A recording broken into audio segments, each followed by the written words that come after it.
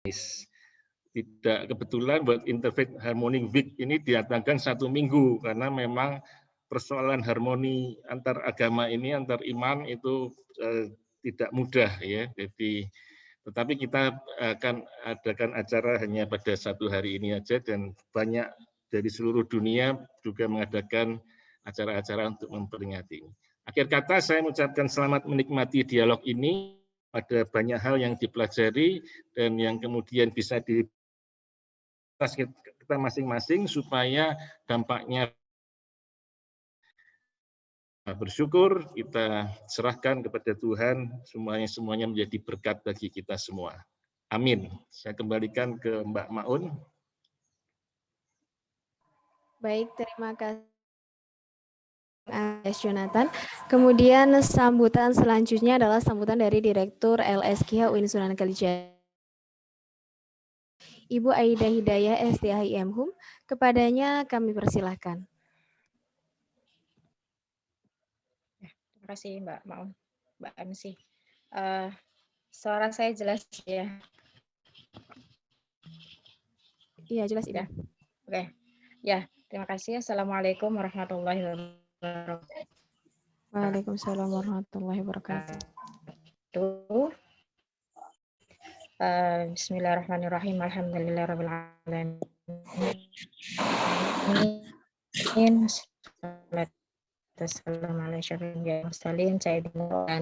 Terhormat, yang kami hormati Bapak biasanya Bang Angjo, selaku Ketua PSAP, Pusat Studi Agama dan Perdamaian, UKRIM, Universitas Kristen Immanuel, dan juga ada yang kami hormati juga Bapak Dr.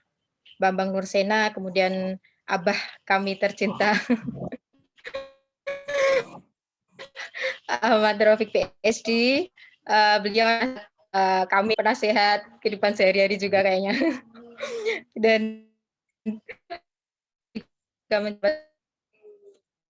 sebagai direktur dan sekarang menjadi penasehat kami yang selalu kami nantikan nasihat Ibu yang dalam acara kita kali ini yang berbahagia. Saya ucapkan selamat selamat menyerap ilmu nanti, semoga bisa bermanfaat. Kemudian senang sekali LSKH mendapatkan mitra ya kerjasama dengan PSAP karena yang seperti yang Bang Anjo bilang tadi, sampaikan bahwa sebenarnya banyak kata-kata yang sudah disampaikan oleh Bang Anjo, saya jadi kehilangan kata-kata. Jadi ini, jadi ini bukan kegiatan satu-satunya, kami juga mempunyai kegiatan kerjasama diskusi rutin antara para aktivis PSAP dan juga aktivis LSKH. Aktivis di sini nggak hanya mahasiswa, jadi juga ada alumni, kemudian ada yang aktif lah, dan banyak yang mungkin sudah yang ada mahasiswa S2, ada yang sudah bukan mahasiswa lagi yang senantiasa ingin mengabdi untuk LSKH dan juga mengabdi untuk perdamaian tentunya, dan menginisiasi kerjasama dengan PSAP, dan saya sangat mengapresiasi ada Bang Rahmat, ada Mas Duha dan lain sebagainya, Mbak MC juga ini aktivis LSKH juga, saya ucapkan terima kasih. Kemudian ya diskusi rutin ini sangat penting ya, diskusi rutin dan juga event besar. Kalau diskusi rutin ini internal, jadi partisipasi atau partisipan internal SAP dan LSKP, kami juga event yang seperti ini, dan saya rasa ini sangat penting untuk tujuannya adalah perdamaian. Seperti yang disampaikan oleh Bang Anjo, kita ini intinya semua agama itu tidak ada yang menganjurkan konflik, tidak ada pertentangan atau dan sebagainya, semuanya satu untuk perdamaian. Dan saya senang sekali tadi di awal sudah diputarkan musik yang sangat menyentuh. Nanti saya minta ya filenya. Saya sangat senang sekali karena Indonesia juga multikultur, 6 agama dan tadi disebutkan semuanya, jadi fair enough untuk kita semua. Saya kira semuanya bisa membentuk atau menciptakan perdamaian di Indonesia dan di dunia. dia karena ya apa namanya, agama ini kan mungkin bukan satu-satunya faktor untuk memicu konflik, tapi seringkali sebenarnya bukan faktor utama, tetapi mungkin dijadikan faktor utama atau ya bisa jadilah whatever itu. Tapi yang jelas komunikasi antara keduanya, maksudnya Islam, Kristen, atau mungkin menganut agama yang lain itu sangat penting karena kadang kita itu tidak mau mendengarkan karena kita tidak pernah saling menyapa, tidak pernah kenal satu sama lain dan ketika ada kerjasama antara PSAP dan LSK tentunya jadi banyak misalnya Muslim yang mempunyai teman dengan penganut agama yang lain itu saya kira kalau sudah ada rasa pertemanan itu bisa saling open minded, saling apa namanya menyampaikan unek-unek gitu. Jadi tidak hanya sekedar asumsi prasangka negatif tapi juga bisa saling mengkomunikasikan antara satu sama yang lain. Saya kira itu yang bisa saya sampaikan. Semoga dengan dan saya satu lagi sangat bersyukur dengan adanya kegiatan ini meskipun dengan suasana pandemi kita masih semangat mencari ilmu dan saya kira mungkin teman-teman semua ada yang beberapa yang dalam suasana berbuka atau mungkin ya paling tidak was-was atau khawatir dengan dan semacamnya kita belum tahu ya kapan pandemi ini berakhir dan LSK pun sebenarnya beberapa hari ini masih dalam suasana berduka karena salah satu founding father kita itu berpulang ke kehadirat Tuhan Yang Maha Esa, Bapak Dr. Haji Muhammad Al-Farid Suradilaga. Nah, dan minta tolong teman-teman semua kesediaannya untuk menambah doa untuk beliau. Meskipun saya yakin sebenarnya beliau sudah memanen amal jariah beliau sangat banyak sekali di dunia akademisi maupun di dunia yang lain, maksudnya di bidang yang lain, saya kira sudah banyak dan ya saya mohon keikhlasannya sebentar ya, mungkin untuk memanjatkan doa untuk beliau. Karena beliau juga sebelumnya juga menjadi direktur LSKH dan aktif dalam eksis. Saya minta waktunya sebentar untuk teman-teman berdoa sesuai dengan agama dan kepercayaan masing-masing. Silakan.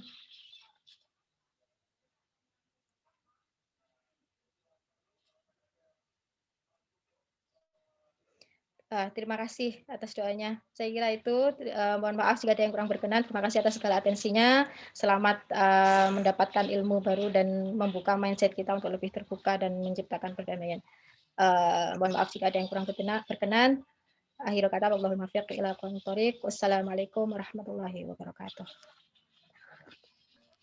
Saya kembalikan ke Mbak Maun. Waalaikumsalam warahmatullahi wabarakatuh. Baik, terima kasih Ibu.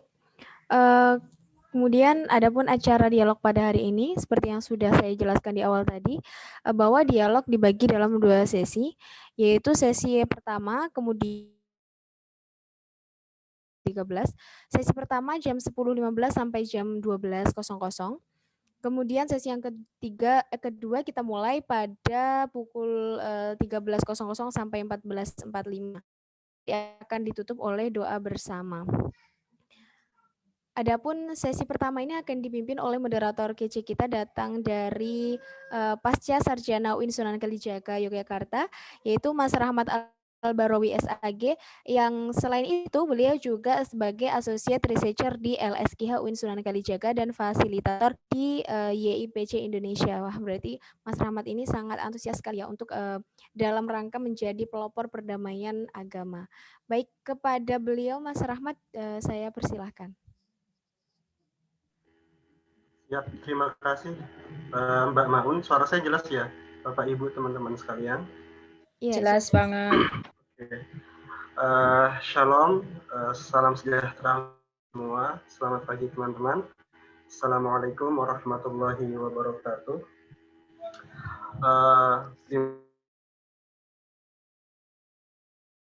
Saya untuk memandu di sesi yang pertama ini.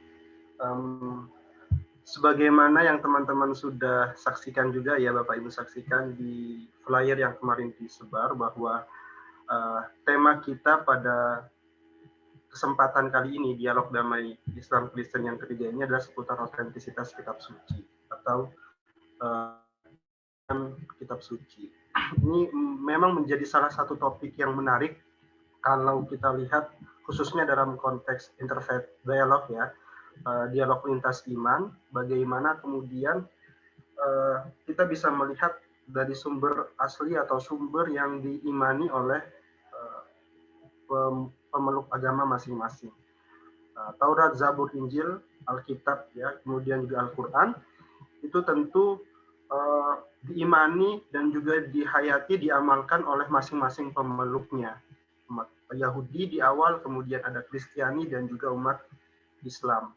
Nah, oleh karena itu untuk membangun harmoni ya, kalau tema World Interfaith Harmony itu tentu salah satu caranya adalah dengan melihat kitab sucinya kembali. Nah, salah satu isu yang sering kali mungkin kita dengar di media sosial, termasuk tadi Bang Anjo juga sempat mention di awal ya, debat-debat kusir mungkin bukan dialog damai, debat tentang keaslian kitab suci. Misalnya kitab suci sudah dipalsukan, kitab suci sudah diubah, atau ada yang tidak sesuai dan seterusnya. Nah, ini yang akan kita diskusikan, Bapak Ibu, teman-teman sekalian yang berbahagia, rahimakumullah. Jadi kayak khutbah Jumat ya. Nah, kita akan di sesi pertama ini kita akan berbicara tentang narasi historis ya, dari aspek kesejarahan. Sebenarnya bagaimana sih sejarah Alkitab dan juga Al-Quran. Nanti ketika saya menyebut Alkitab sebenarnya itu merujuk pada Taurat, Zabur, dan Injil ya. Jadi satu fenomena sejarah yang panjang sebenarnya. Begitupun Al-Quran, karena kalau kita lihat sebenarnya yang ada sekarang sudah jadi teks tertutup ya, sudah jadi mushaf, sudah jadi. Tapi sebelumnya ada proses sejarah yang panjang sehingga kemudian sampai kepada kita seperti yang ada saat ini. Nah, kita ingin melihat sebenarnya bagaimana proses sejarah itu terbentuknya, dinamikanya, dan pasti juga saling bersinggungan satu sama lain. Al-Quran yang datang paling belakangan juga banyak menyebut kitab-kitab sebelumnya, Taurat, Zabur, dan Injil. Jadi bagaimana relasinya juga, itu kita akan bahas dengan dua narasumber yang sangat berkompeten di bidangnya tentunya ya, di kajiannya. Ada Pak Bambang Nursena dan juga Abah Rafiq. Mungkin saya sapa dulu keduanya, ke Pak Bambang. Pak Bambang Nursena, apakah sudah hadir di ruangan Zoom ini? Ya. Siap. Shalom. Assalamualaikum, selamat pagi. Waalaikumsalam Pak Bambang, gimana kabarnya Pak? Baik, alhamdulillah, puji Tuhan. Siap Pak. Kemudian kedua.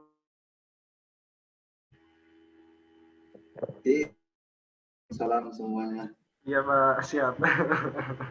Kedua narasumber kita ini yang tadi saya katakan ya sudah berkompeten, dan nanti kita mungkin bisa menggali lebih jauh.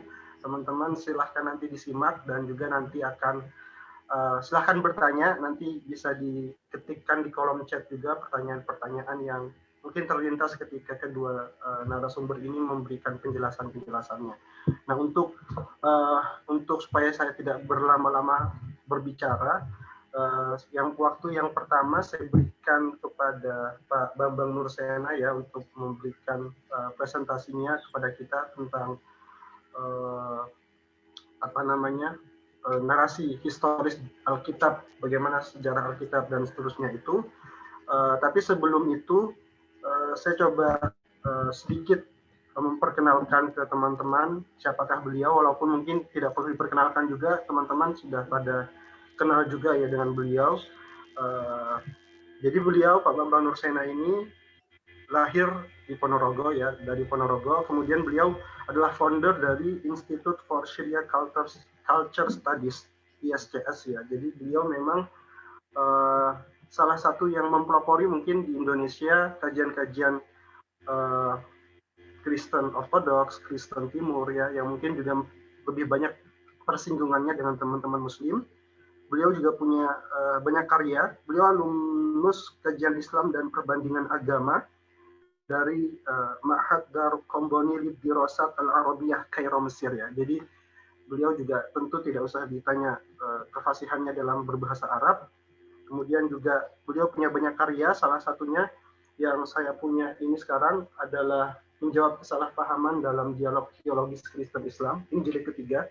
Ini ada 3 jilid kalau tidak salah, mungkin kalau ada jilid yang selanjutnya saya belum punya. Dan banyak karya-karya lain yang juga beliau tuliskan, teman-teman bisa cari sendiri. Langsung saja, untuk selanjutnya kita dengarkan pemaparan dari Pak Bambang Nursena terkait dengan konteks sejarah dari Alkitab, Taurat, Zabur, dan Injil, dan juga bagaimana kemudian korelasinya mungkin dengan Al-Quran juga. Mungkin nanti kalau misalkan Pak Bambang mau menjelaskannya. Langsung saja saya berikan kepada Pak Bambang kesempatannya. Silahkan, Pak. Ya, terima kasih.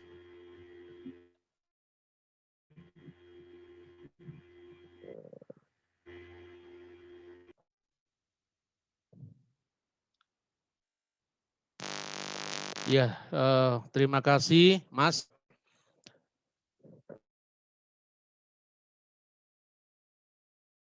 Assalamualaikum Hamasiyah, selamat pagi dan salam sejahtera.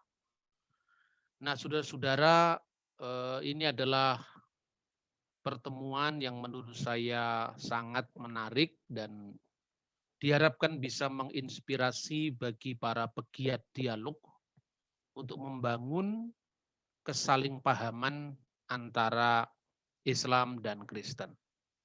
Nah, saya akan menelaah mengenai saya memberi membedah keaslian kitab suci, suatu telaah historis, tekstual, juga menambahkan dengan kontekstual. Jadi telaah historis, tekstual, dan kontekstual. Nah, pada gambar yang saya tayangkan ini adalah saat Paus Yohanes Paulus II mengunjungi Museum Israel. Dan tampak di gambar itu ada seorang rabi Yahudi di Yerusalem, lalu ada pejabat-pejabat pemerintah Israel, dan bersamaan dengan Paus juga adalah hadir patriark gereja ortodoks yang ada di Yerusalem. Nah, kitab yang dibacanya itu tentu adalah kitab Taurat. Satu kitab yang diterima secara penuh oleh 3 komunitas agama kuno. Yang pertama adalah Yahudi, Samaria, dan Kristen. Nah, Kristen di sini harus disebut secara historis, sosiologis, memang sebetulnya itu di mata orang Yahudi adalah merupakan mazhab dari Yudaisme. Selain Saduki, Parisi, Eseni, dan Nasrani atau karena itu ketika Ortodoks, Katolik maupun Protestan yang muncul kemudian. Tetapi gambar ini sesungguhnya berbicara kepada kita bahwa yang diterima oleh ketiga komunitas iman yang semua muncul dari rahim keyahudian dengan tafsiran yang berbeda-beda. Dan kita tahu bahwa orang Yahudi menolak kehadiran Yesus sebagai Sang Mesias. Samaria itu menolak eksistensi kota suci Yerusalem. Dan Kristen menerima kedua-duanya, baik itu kota Yerusalem di mana Baitul Maqdis pernah berdiri, atau Bet Hamikdas pernah berdiri, dan juga meyakini bahwa semua yang tertulis di dalam kitab Taurat, kitab Tehillim atau kitab Zabur, dan kitab Nabi-Nabi itu sudah digenapi dengan kedatangan Kristus. Yang satu menolak Kristus, yang satu menerima Kristus tetapi berakar pada kitab suci yang sama. Sesungguhnya gambar ini saja harus saya sampaikan, ini membuktikan bahwa tatkala kitab suci itu diterima apa adanya oleh 3 komunitas iman yang berbeda di dalam penafsiran, tapi teksnya masih sama, itu artinya menepis tuduhan pemalsuan kitab suci. Karena bagaimana mungkin kitab suci itu palsu, sementara Yahudi yang menolak Kristus pun membaca teks-teks yang sama sekalipun dengan penafsiran yang berbeda. Bahwa ada keragaman teks itu memang ada. Keragaman teks itu bagian dari perjalanan panjang ribuan tahun selama kitab suci itu dihayati, dihidupi oleh kehidupan iman dari ketiga komunitas keagamaan. Nah, ini salah satu teks asli dari kitab Perjanjian Lama yang di kalangan Yahudi disebut sebagai Tanakh, yaitu Torah, Nevim, Ketuvim.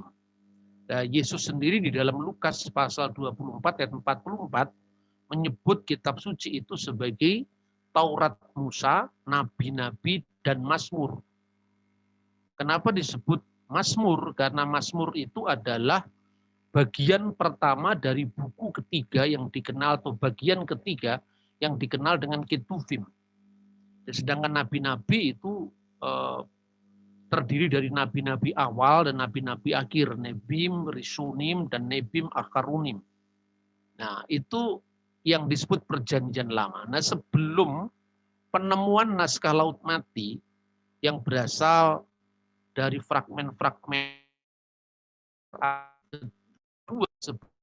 dan bahkan abad ketiga, karena orang Yahat atau Esseni itu membawa beberapa gulungan kitab suci sebelum mereka menghuni gua-gua Laut Mati. Itu tertulis banyak naskahnya di dalam bahasa Ibrani yang lebih kuat. Lalu bahasa Ibrani yang sejaman yang dikenal saat kelompok Esseni itu mengungsi ke Qumran, yaitu Hasmonaim, dan juga bahasa Ibrani huruf Herudian, karena kira-kira tahun abad pertama Masehi, kelompok ini dihancurkan oleh Roma sekitar tahun 67. Nah, sebelum naskah Qumran itu ditemukan, semua naskah Taurat, kitab nabi-nabi, dan Mazmur atau Tehillim atau Jabur itu semua berasal dari abad 9 sampai abad 11 setelah Masehi. Jadi abad 10 lah kira-kira. Tapi dengan penemuan teks Laut Mati, kita memiliki naskah yang 1000 tahun lebih tua dari naskah Masoretik yang selama ini dikenal. Baik itu di kalangan Yahudi, ya, naskah yang otoritatif diterima misalnya, itu naskah Masoretik, dan oleh orang Kristen diterima utuh-utuh, dan biasanya di dalam edisi modern itu dikenal dengan Biblia Hebraica Stuttgartensia, teks-teks yang sama ini dengan penafsiran yang berbeda tentu saja.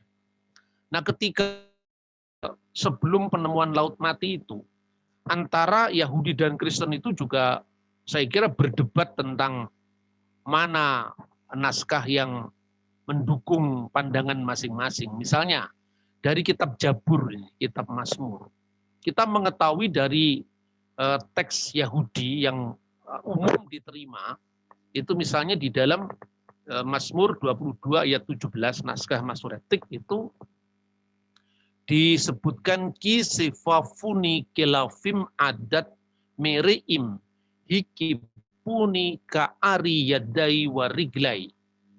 Sebab anjing-anjing mengerumuni aku, gerombolan penjahat mengepung aku seperti singa tanganku dan kakiku. Tetapi kalau saudara membaca terjemahan Kristen, itu misalnya Lembaga Alkitab Indonesia, LAI atau King James, bagian yang berbunyi seperti singa tanganku dan kakiku itu berbunyi mereka menusuk tanganku dan kakiku, dan orang Kristen memahami itu tentang penyaliban Kristus. Nah, selama itu orang Yahudi menuduh bahwa orang Kristen itu telah memberi untuk mendukung keyakinan Kristen tentang Kristus. Tetapi baru-baru ditemukan yang namanya naskah Nahal-Hefer, dan penemuan ini penemuan kesekian setelah penemuan pertama tahun 1947. Di mana ada fragmen naskah yang memang di situ ada perbedaan huruf yod dan huruf waw. Kalau yod itu,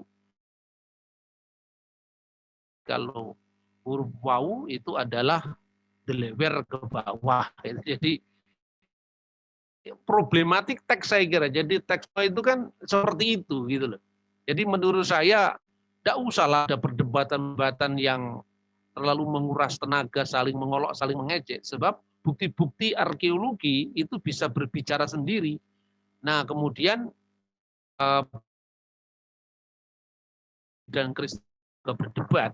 Cuman karena di Indonesia kan Yahudi ya.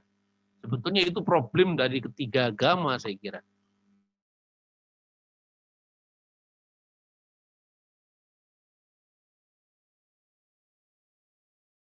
Tapi karu.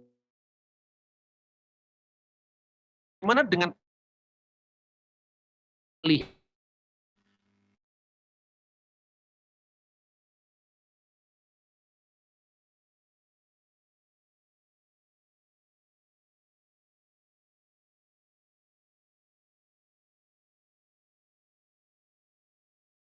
setelah kata ada kode lalu di bawahnya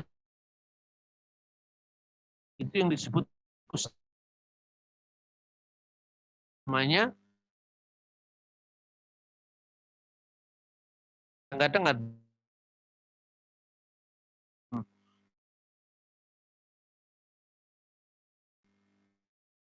maksud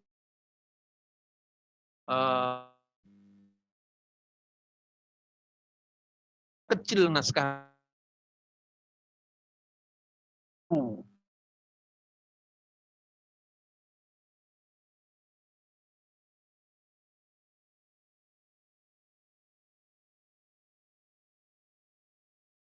tahu baca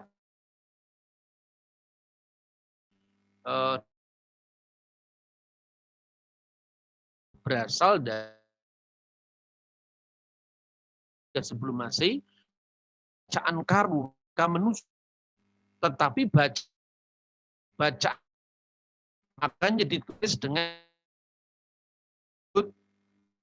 ya karu yang artinya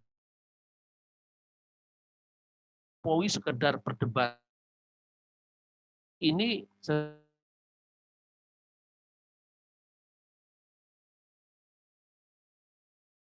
tentang perkembangan bentuk tulis jabur atau yang diberi yang saya berikan H Elohim, huruf H, E, ya, F, Lamed, Vav, He, Yod, Mim.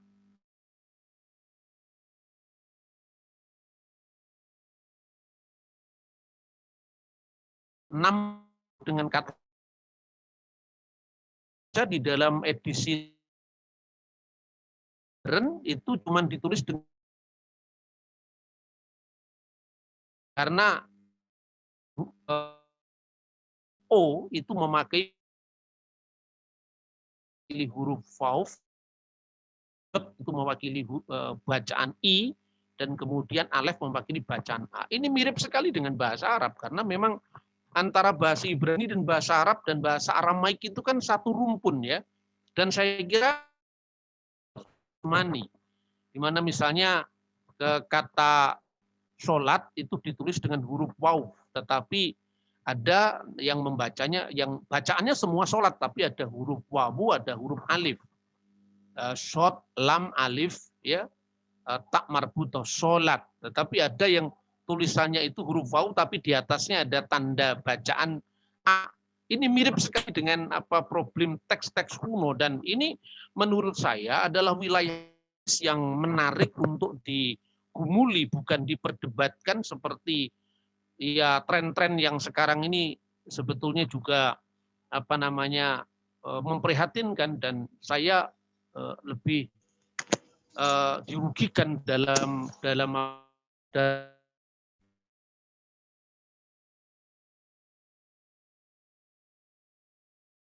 untuk debatan misalnya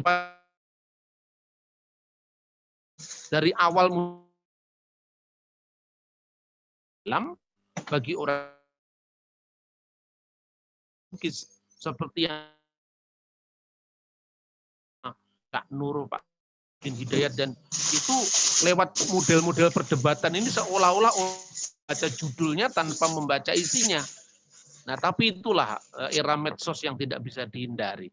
Kemudian yang berikut, melampaui teks menurut saya. Tetapi ketika bicara tentang kitab suci Kristen yang untuk konteks Perjanjian Lama, itu kitab yang berasal dari berbagai zaman. Tentu tingkat kompleksitasnya itu pasti melebihi dari misalnya Al-Quran yang memang itu muncul diturunkan dalam satu zaman ya, sehingga problemnya itu kan bagaimana menggulati teks yang dari bahasa Arab. Tetapi untuk konteks Perjanjian Lama itu antara kitab Taurat ya 5 kitab Taurat mulai dari Shemot, Wayikra, Bamidbar sampai Elehadivarim itu sesungguhnya berasal dari zaman yang ribuan tahun sebelum Mazmur ditulis, sebelum Jabur ditulis. Tentu nama-nama bulan, nama-nama tempat itu berbeda, berkembang. Misalnya tidak ada bulan Nisan pada zaman Nabi Musa. Munculnya istilah nama bulan Nisan sebagai awal bulan musim semi itu setelah pembuangan Babel. Karena itu muncul dalam kitab-kitab para nabi, tapi tidak muncul dalam kitab Taurat misalnya. Ini kompleksitas. Nah kemudian munculnya asing yang bukan nama Ibrani. Itu berkaitan dengan kehidupan para tokoh. Nabi Yusuf kan pernah di Mesir. Tentu dia mendapatkan gelar dari para penguasa Mesir yang disebut Fir'aun, Paraoh. Dan tidak semua penguasa Mesir itu disebut Fir'aun. Penyebutan Fir'aun itu baru terjadi setelah mereka pindah dari Gisa, dari Old Kingdom ke kerajaan baru. Ya. Dan itu semuanya belum diketahui sebelum arkeologi menemukan cara membaca huruf-huruf Mesir kuno yang dikenal huruf hieroglif. Lalu pada tahun 1799 ditemukan Rosetta Stone di desa Rasid ya oleh opsirnya Napoleon Bonaparte. Baru 23 tahun kemudian huruf-huruf itu bisa dibaca, dan petunjuk membacanya itu berasal dari teks yang ketiga bahasa Yunani. Yang pertama itu huruf hieroglif, yang kedua itu adalah huruf demotik, huruf Mesir kuno ini sebagai bahasa internasional saat itu. Di situ ada nama Ptolemeus dan nama Cleopatra. Nah dari nama itu kemudian dia mencoba untuk membaca huruf yang di atasnya. Mana huruf K-nya. Ternyata ditemukan setelah 23 tahun seorang Katolik yang menemukan namanya Champollion. Lalu mulai di situ orang mencoba memahami kitab suci tidak hanya dari sudut pandang teksnya, tapi dari konteksnya. Misalnya, ya, ketika awal pertama Champollion itu menemukan huruf hieroglif, dia sebetulnya hanya berangkat dari kitab Taurat, yaitu kitab Shemot 1 ayat 11. Kitab Keluaran 1:11. Di situ ada kata Ramses. Lah Ramses itu kemudian dia cari mana? Jangan-jangan ini nama penguasa Mesir zaman dahulu, seperti Alexandria itu didirikan oleh Alexander the Great, kemudian Antioquia didirikan oleh Antiochus Epiphanes. Jangan-jangan kota Ramses ini didirikan oleh Fir'aun yang namanya Ramses. Dan ternyata itu dibuktikan benar. Mulai saat itu orang tidak hanya menggumuli teks, tetapi juga menggumuli konteks. Nama-nama Alkitab yang berkaitan dengan setting Mesir, kehidupan Yusuf, itu dulu menelak mana nama ini diartikan. Misalnya ya, di dalam kitab Taurat Bereshit 41 ayat 42. Wajikra paroh sem Yosef sabnat nikah lu et asnat bat Potiferah kohen ol le Isah dan seterusnya. Lalu Fir'aun menamai Yusuf dengan nama Safnah Paneah serta memberikan Asnat anak Potifera, imam On, kepadanya menjadi istrinya. Sebelum penemuan Rosetta Stone ini orang tidak ngerti. Bahkan seorang rabi yang sangat otoritatif di kalangan Yudaisme modern namanya Rabi Rasi dengan jujur mengakui bahwa tidak ada kata lepaniah yang paralel maknanya dengan ayat-ayat kitab suci manapun. Vien lepaniah demian demikra, tidak ada yang paralel. Nah sekarang orang bisa melacak nama-nama Mesir kuno itu. Safnah lepaniah itu mungkin berarti dia yang dipanggil hidup. Dan kata itu artinya kehidupan. Seperti muncul pada nama Fir'aun yang terkenal. Perintis monotis Akhenaten, yang artinya hiduplah Aton. Jadi kemungkinan ketika Yusuf menjadi Perdana Menteri itu dia digelari kepada dia yang disebut hidup, dielu-elukan sebagai Pak Yusuf, seperti itu. Nah, ini tidak hanya bicara tentang teks, tapi ini bicara tentang konteks. Karena kalau hanya bicara tentang teks, seorang Rabi Yahudi baca teks-teks yang bersangkutan. Asnat, istrinya Yusuf, itu yang artinya kekasih Naid. Dan Naid itu Mesir.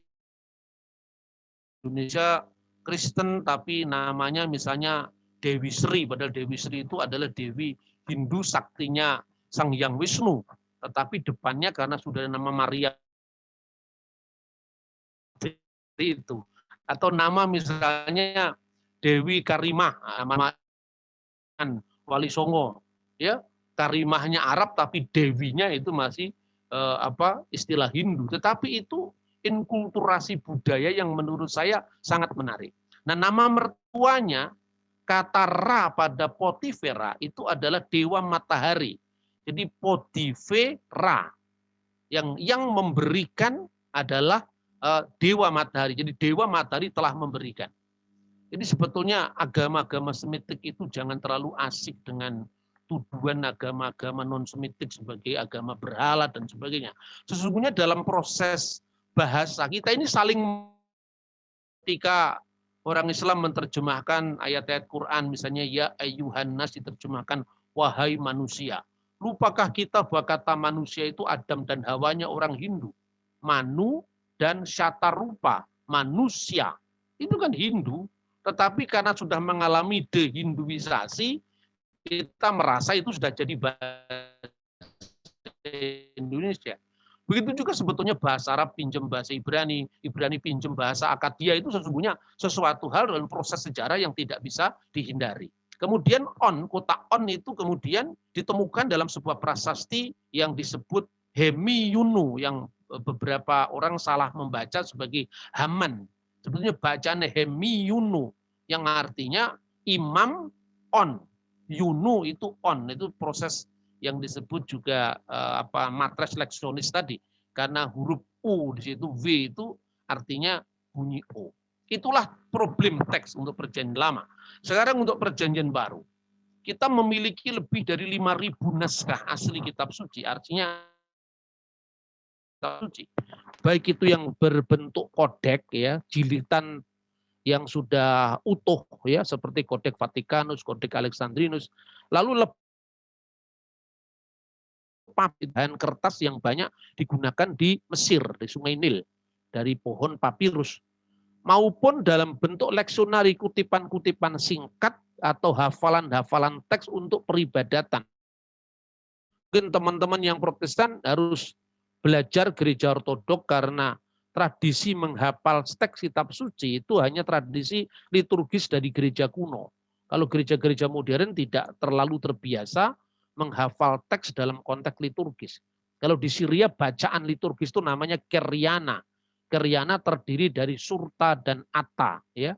Pasal dan ayat itu bacaan leksionari itu Keryana. Nah, ada beberapa teks itu yang hanya berjarak belasan tahun dari penulisnya. Misalnya ini Papirus 66.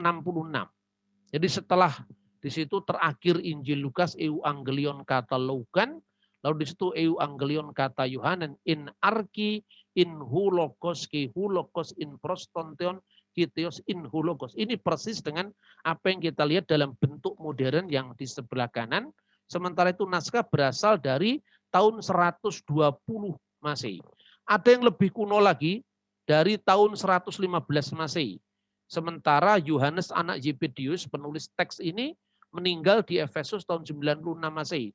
Naskah-naskah ini banyak ditemukan di Mesir. Ya, tidak ditemukan di Eropa, ditemukan di Mesir, ditemukan di Timur Tengah. Lalu ini contoh perbandingan time gap atau jarak penulisan dari naskah-naskah tertua yang ada dalam sejarah, misalnya tulisan Herodotus, Plato, Tacitus, Pliny Secundus, Aristoteles. Sebetulnya harus jujur dikatakan, uniknya tidak ada satupun naskah kuno termasuk Aristoteles, Tacitus, Kaisar, Plato yang menandingi jumlah naskah perjanjian baru. Padahal itu di masa penganiayaan. Bisa kita lihat ada 5.000 naskah lebih dan itu hanya ada yang berjarak belasan tahun, puluhan tahun. Sementara ketika kita membaca Plato jaraknya bisa 500, bisa 1.300 tahun, jaraknya bisa 1.400 tahun. Aristoteles itu jumlah naskahnya hanya 7, jaraknya 1.300 tahun. Ini ketika kita bicara tentang arkeologi teks-teks kitab suci. Kemudian ini bentuk Kodeks Vatikanus. Ya, ini estimasi penulisan kitab perjanjian baru yang semua sudah selesai ditulis pada akhir abad pertama. Dan itu juga tidak hanya dibuktikan dari naskah-naskah asli kitab suci yang jumlahnya sangat melimpah, tapi juga kutipan-kutipannya, ribuan ayat yang dikutip oleh generasi murid-muridnya para rasul, yaitu apostolic fathers atau disebut Abba ar-Rasuliyun. Biasanya di kalangan gereja modern memang tidak mengenal ini. Kalau di gereja kuno itu ada, kalau dibandingkan di Islam itu ada tradisi transmisi teks seperti sanad di hadis itu. Kalau di gereja kuno ada itu, jadi Yesus, murid-murid 12 rasul, murid-murid 70 rasul, murid dari muridnya Yesus misalnya itu adalah Ignatius dari Antioquia meninggal tahun 107 tanggal 22 Januari. Kemudian Polikarpus dari Smyrna meninggal 20 Desember tahun 156 hari Sabtu jam 4 sore. Itu ada catatannya semua yang namanya apa Sinaksarion, dan itu bisa membantu dalam studi perjanjian baru. Karena itu ketika muncul ya buku yang namanya Injil Yudas, ini sesungguhnya bukan orang Kristen tidak mau menerima, tapi memang kitab-kitab ini tidak memenuhi standar sejarah, karena ini ditulis paling tidak generasi keempat setelah Yesus. Ungkapan pertama Injil Yudas itu disebut dalam bukunya Irenaeus. Irenaeus dari Lyon itu adalah muridnya Polikarpus. Polikarpus itu muridnya Yohanes yang meninggal tahun 96 Masehi, dan Yohanes itu termasuk 12 murid Yesus. Jadi waktu Irenaeus menyebut adanya Injil Yudas, sesungguhnya saat itu bukunya belum ditemukan, tetapi sudah dirujuk bahwa ada sekte Kain yang membaca buku yang dinamakan Injil Yudas. Tetapi baru tahun 1945 itu ditemukan pertama kali, gelombang pertama adalah penemuan Nag Hammadi yang kebanyakan naskah-naskah gnostik, dan baru-baru ini ditemukan Injil Yudas yang heboh di Eropa itu. Padahal yang punya naskah jadi tidak pernah heboh. Anda bisa datang ke Kairo, ke Museum Koptik ya, namanya Injil Thomas, Injil Maria Magdalena, Injil Filipus, itu dikoleksi di gereja Koptik dan tidak pernah heboh seperti National Geographic saya kira. Nah kemudian gereja kuno mempertahankan keaslian naskah itu melalui apa yang disebut successio apostolik. Jadi kalau penulis itu tidak memiliki hubungan dengan murid-muridnya Kristus itu enggak diakui.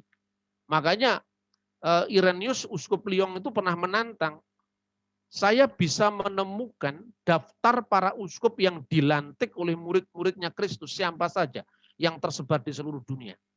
Nah, oleh karena itu ketika menghadapi kelompok-kelompok yang artinya anti historis tadi, anti sejarah, maka kelompok ini membenarkan klaimnya dengan pemahaman tentang wahyu yang ahistoris. Misalnya, Inilah rahasia wahyu yang dikatakan Yesus dalam percakapannya dengan Yudas seminggu sebelum kematiannya. Kenapa Yudas yang dipilih? Karena dia tidak di cross check lagi karena dia mati. Begitu juga Thomas dipilih, selalu ditunjukkan Injil rahasia, Injil rahasia. Untuk apa kata rahasia itu? Untuk menghindari cross check dari saksi sejarah.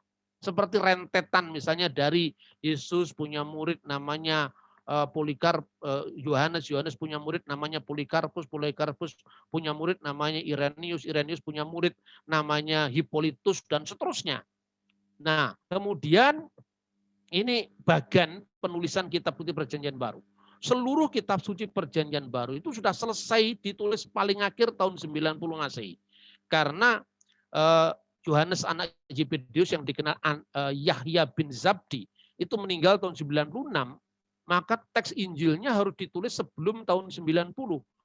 Dan 10 tahun kemudian dalam buku katekisasi atau pelajaran Alkitab kuno dalam gereja yang dikenal dengan Didaskalia, Didake, itu sudah dikutip doa Bapa kami dalam Injil Matius, berarti Injil Matius sudah ditulis sebelum tahun 90.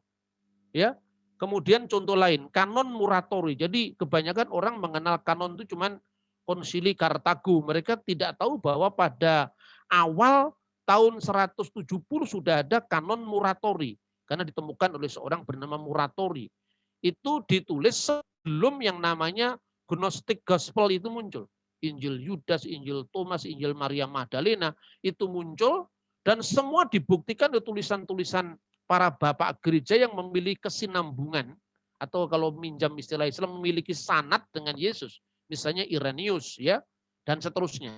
Jadi ini saya hanya menyajikan bagaimana perspektif gereja kuno yang mungkin tidak dipahami oleh para teolog modern. Yang justru terjebak pada ungkapan back to the Bible itu seolah-olah diartikan terlepas dari fakta sejarah. Nah kemudian terakhir sekarang, bagaimana kanon Markion? Ada seorang pemimpin agama yang memisahkan diri dari gereja namanya Markion. Markion itu membuat koleksi kanon sendiri tetapi kanonnya diambil dari Perjanjian Baru. Pertanyaannya, padahal Markion itu pandangan-pandangannya sejalan dengan Injil Yudas, Injil Thomas, Injil Maria Magdalena, Injil Filipus. Pertanyaannya kenapa Markion tidak mengutip saja Injil Maria Magdalena, tidak mengutip Injil Injil Maria Magdalena, Injil Filipus, Injil Thomas, karena jelas Injil Thomas belum ada, Injil Maria Magdalena belum ada, Injil Filipus belum ada, karena yang ada cuma 27 kitab sejak abad itu minimum tahun 140 Masehi, maka dia harus memotong-motong kitab suci. Maka gereja yang berhak atas kanon itu mereaksinya dengan membuat kanon. Pertama itu adalah kanon Muratori, kemudian pada abad berikutnya surat Paskah dari Athanasius Alexandria, kemudian baru Konsili Kartago. Nah kemudian satu hal yang mungkin ini gagal sering dipahami dalam konteks dialog adalah kekristenan itu muncul dari masyarakat multicultural, multilingual. Ini seperti disebutkan dalam teks dalam kitab Nabi Yesaya, yang kemudian juga itu dikutip di dalam Injil Matius pasal 4 ayat 5. Bahwa Sang Mesias itu berkarya di Galilea, wilayah bangsa-bangsa. Dan jalur yang ditulis di situ adalah Derek Hayam, jalan ke laut, artinya Via Maris, laut tengah itu, Aver Hayarden, seberang sungai Yordan. Ya, kata Aver itu bahasa Arabnya Abbara, menyeberang, seberang sungai Yordan. Gelil Hagoyim, Galilea wilayah bangsa-bangsa. Karena warisan multilingual seperti itulah, maka kekristenan itu tidak bisa identik dengan satu bahasa tertentu. Ini misalnya, di inskripsi salib Kristus itu tertulis dalam bahasa Ibrani, misalnya, Yeshua Hanaseri Melek Hayehudim. Dalam bahasa Yunani, Yesus Hunasorios Hubasilios Ton Judaion. Dalam bahasa Latin, Yesus Nazarenus Rec Judairum. Kita di Indonesia hanya mengenal yang terakhir, Yesus Nazarenus Rex Judairum, karena kita semua berasal dari gereja Katolik. Padahal kalau di Yunani bacaannya bukan INRI tapi INBI. Begitu juga di Israel memakai bahasa Ibrani. Nah, masyarakat zaman Yesus itu memang masyarakat multilingual, makanya nama Yesu Aramaik ya atau Suryani dari Yesua HaMasiah menjadi Yesu Mesiha, lalu dieja menjadi Iyesu, lalu menjadi Yesus dalam bahasa Arab. Dan problem seperti itu tidak hanya terjadi pada Yesus, tapi Petrus yang satu orangnya namanya 3 bahasa, yaitu Kefas bahasa Aram, Kepa bahasa Aram, Petrus bahasa Yunani, kemudian Simon bahasa Ibrani. Jawa, Nur bahasa Arab, Sena bahasa Sanskerta, karena saya lahir di masyarakat Jawa. Kalau Anda lahir di Aceh semua itu Abdul Ghaffar, Abdul Malik, semua nama-nama Arab. Kalau Anda di Manado semua nama-nama Kristen, Maria, Magdalena, Marta, sampai sulit membedakan Maria yang mana. Saya bersyukur lahir di masyarakat Jawa yang multilingual, maka nama saya lengkap 3 bahasa misalnya. Pak Ahmad Rafiq cuma 1 bahasa, itu bahasa Arab ya kan. Muhammad Diponegoro lah itu baru bahasa 2 itu Arab dengan Jawa. Meskipun Yesus sehari-hari sering bercakap-cakap dalam bahasa Aramaik ketika mengajarkan doa, misalnya Abun di Basmayu atau Aban allati fis samawat, ya bahasa Arabnya. Tetapi ketika diyunanikan, kemudian karena waktu itu bahasa Yunani menjadi lingua franca, bahasa internasional, dan bahasa Latin adalah bahasa administrasi kerajaan. Maka sejak awal liturgi Kristen itu mewarisi liturgi Yahudi. Misalnya, liturgi Paskah Yahudi itu jelas kalau misalnya Simoneh Estra itu pakai bahasa Ibrani. Baruch atah Adonai Eloheinu melek ulam Elohi Avram, Elohi Yitzhak, Elohi Yakub, Magen Abraham jelas pakai bahasa Ibrani. Tapi ketika mengangkat roti dan anggur Paskah Yahudi, mereka mengucapkannya bahasa Aram. Ya, halakma annea diakalu afaktana bi'ar amisraim. Inilah roti sengsara yang dimakan oleh nenek moyang kita di Mesir, itu pakai bahasa Aram. Tatkala mereka mengucapkan doa Kades bahasa Aram.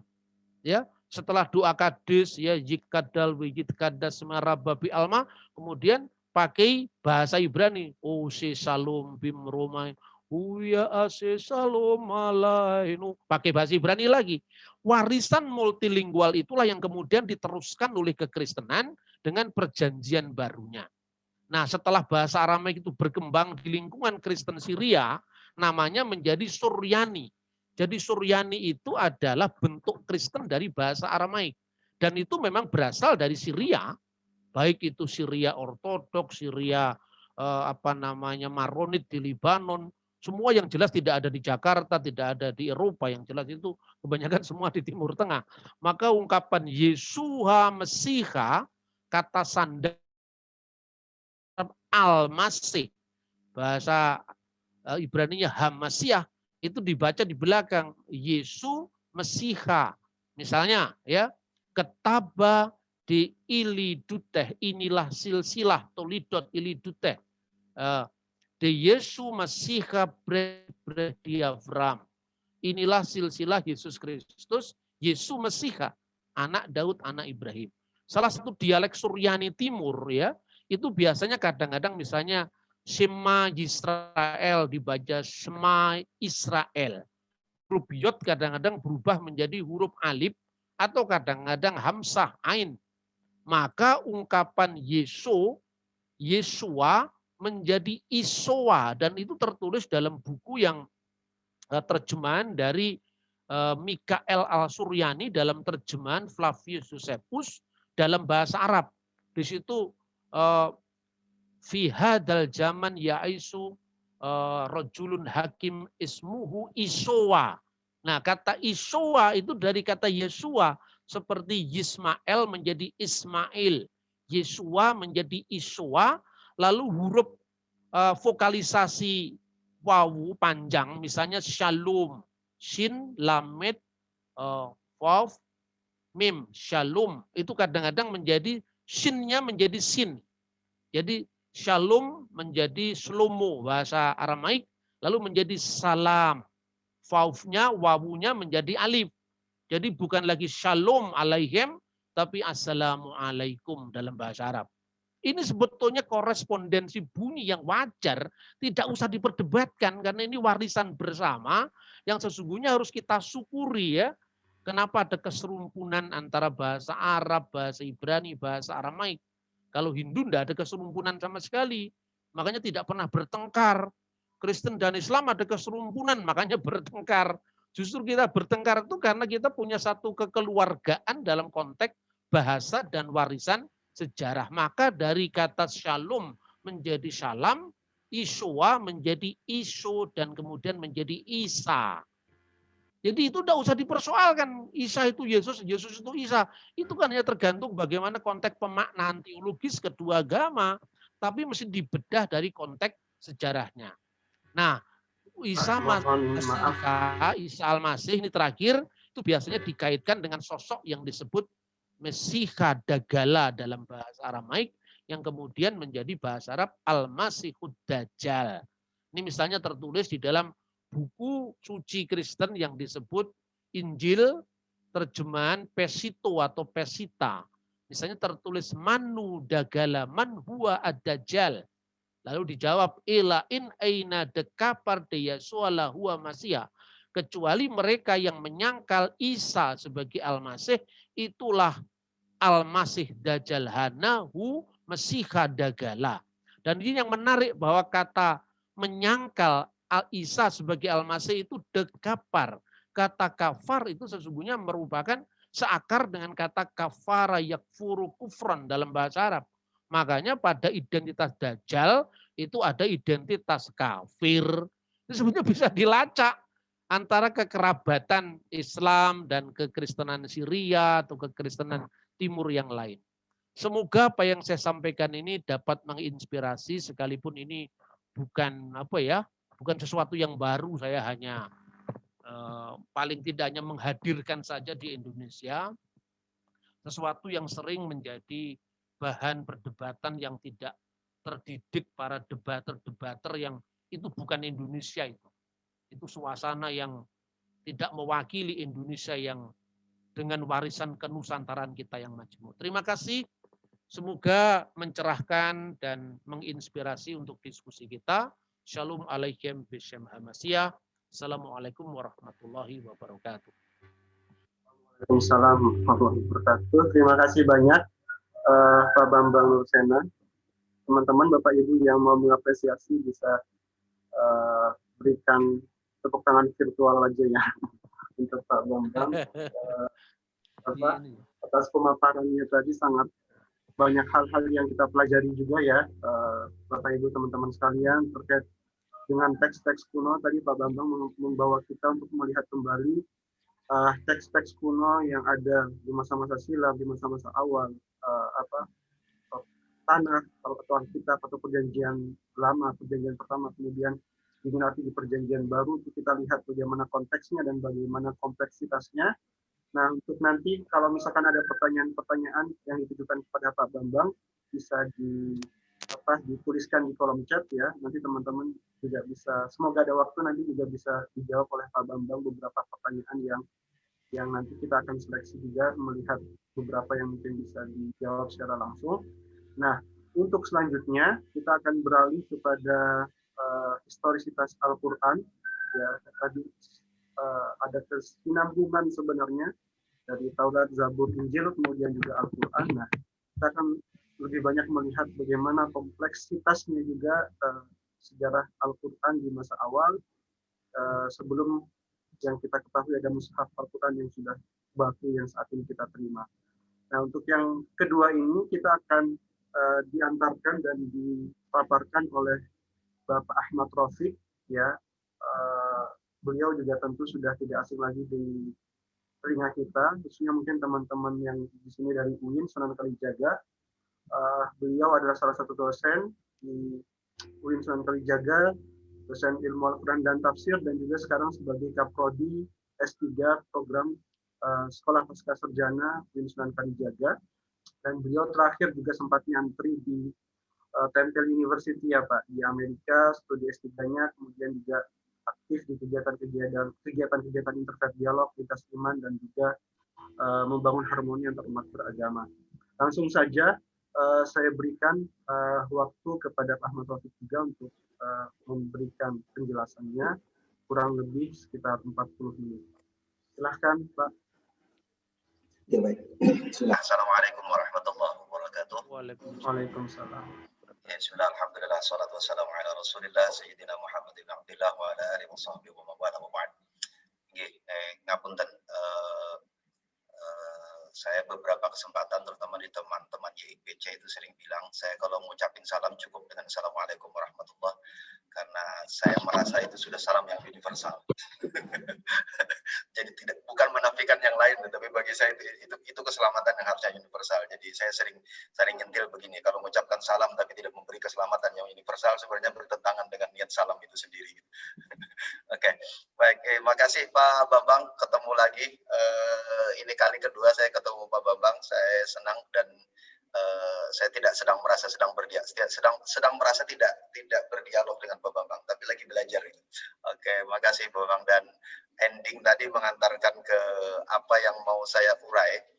Tapi mohon maaf, saya tidak bikin slide, tapi saya minta izin pakai papan tulis. Jadi ini gara-gara tradisi Zoom sekarang, saya bahagia sekali pakai Zoom tapi pakai papan tulis gitu ya. Sebentar, saya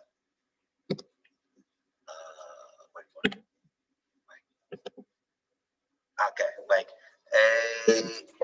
Gini, makasih uraian Pak Bambang tadi membuka pembicaraan yang sangat menarik. Tapi saya mau mulai dari begini. Saya tidak akan bicara sejarah yang detail.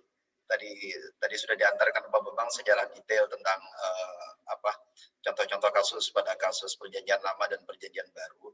Tapi dalam kasus Quran, saya mau mulai dari dua narasi besar.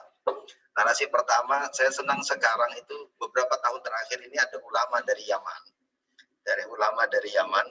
Habib Al-Jufri kalau tidak salah, iya benar Al-Jufri. Itu nulis buku. Mungkin kita juga judul bukunya itu Al-Insaniyatu Qabla Tadayyun. Ini judul buku ini. Al-Insaniyatu Qabla Tadayyun. Kemanusiaan sebelum keberagamaan. Itu yang mungkin Pak Bambang ya, kalau kita Indonesiakan. Jadi bukan manusia sebelum agama, tapi kemanusiaan sebelum keberagamaan. Jadi humanity before being religious, or even religious, not religiosity, being religious ya. Jadi religiosity, kemanusiaan sebelum keagamaan. Jadi ya beliau cerita banyak di buku itu sampai kemana-mana. Nah, atas basis ini saya mau cerita. Jadi demikian pula sebenarnya dengan Islam dan Quran secara keseluruhan. Sejarah Quran itu adalah sejarah kemanusiaan yang lalu kemudian di dalam kemanusiaan itu ada konsep-konsep agama. Bukan sebaliknya, bukan sejarah keagamaan lalu kemudian salah satu aspek dari keagamaan itu adalah manusia. Oke, jadi sejarah Quran itu adalah sejarah tentang manusia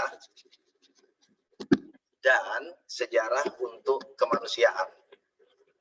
Jadi data sejarahnya banyak sekali sebenarnya, tetapi narasi-narasi sejarah tentang Quran yang menekankan sisi kemanusiaan itu memang baru muncul di sekitaran abad ke-20.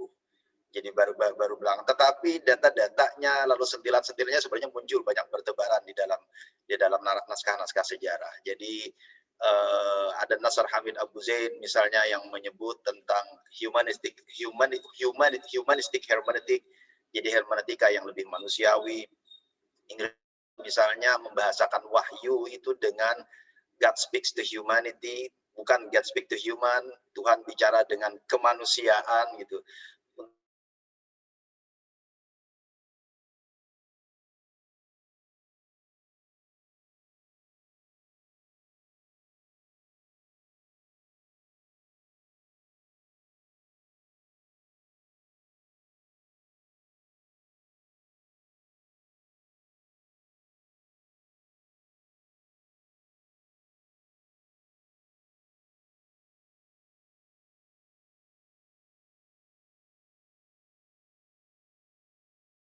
Saya sekarang pindah pakai HP.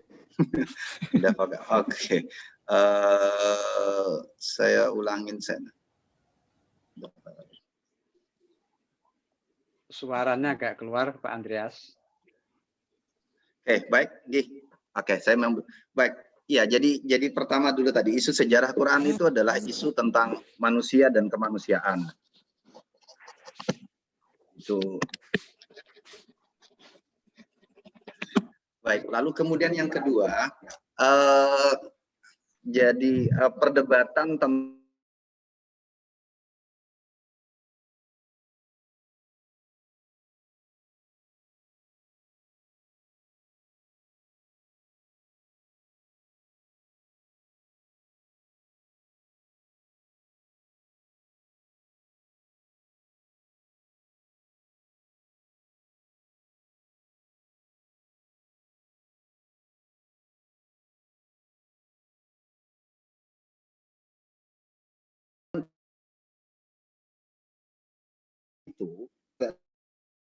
itu lebih banyak pada wilayah yang sebenarnya itu adalah hubungan diskursif.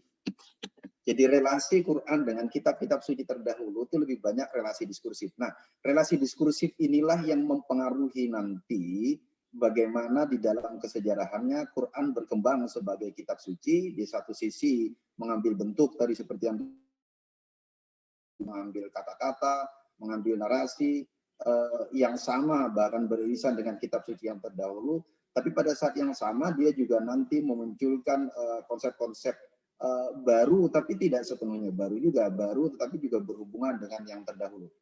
Oke, baik. Itu dua asumsi dasar ini yang saya gunakan untuk menjelaskan sejarahnya. Maka sejarahnya tidak akan sejarah detail satu persatu. Baik.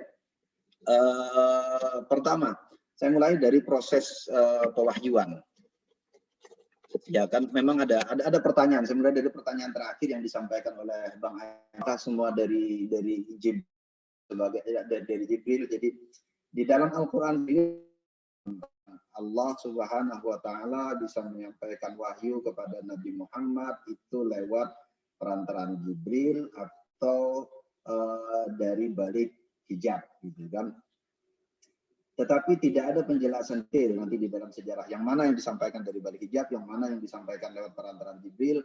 Karena yang di balik hijab itu maksudnya Nabi ketemu langsung, walaupun ada cerita tentang Isra Mi'raj, tapi juga tidak ada detail penjelasan, ada cerita tentang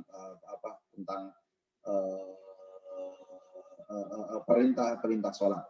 Oke, baik. Nah, pertama dulu, jadi di dalam teks-teks sejarah Al-Quran dibedakan antara proses pewahyuan antara dari Allah lewat perantaraan Jibril kepada Nabi Muhammad dengan proses transmisi wahyunya dari Nabi Muhammad sampai di sekitarnya. Nah, ini dan saya sering gunakan ini di dalam diskursus dialog. Jadi di dalam Islam, dalam sejarah Quran, posisi dari Allah kepada Nabi Muhammad ini adalah posisi yang bersifat teologis. Jadi sebenarnya sama posisinya seperti keyakinan sebagian teman-teman Kristen tentang bagaimana sih mana Isa lalu kemudian diangkat menjadi nabi atau Isa lalu kemudian dinyatakan sebagai Tuhan. Itu proses yang bersifat teologis yang ya kalau mau berdebat narasi historisnya ya nggak akan ketemu data historisnya, karena itu pernyataan-pernyataan yang sama-sama bersifat metahistoris. Dia melampaui kesejarahan. Jadi saya sering sampaikan dialog ketika kita bicara sejarah. Jadi sejarah kitab suci dan di dalam sejarah agama memang